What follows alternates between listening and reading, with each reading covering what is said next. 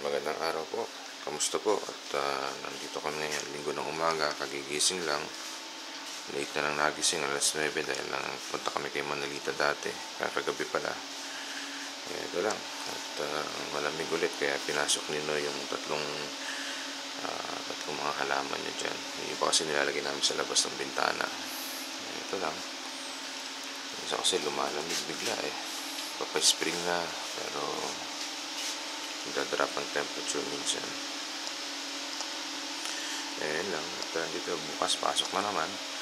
Hindi namin alam kung ano mangyayari next week dahil next week mag-i-strike ang buong ospital. Lahat ng nurses sa buong ospital. 1,500 yata, 1,500 na nurses mag-i-strike. Kasama kami ron.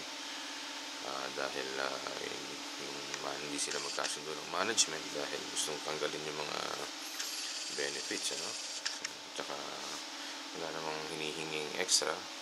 Gusto lang na manatili yung kung ano yung benefits ngayon pero masyadong nagtitipid. Minsan nakakapagod na kasi isang linggo minsan hindi ka makakain dahil wala kayong break. Kulang sa tao lagi. Ayun lang.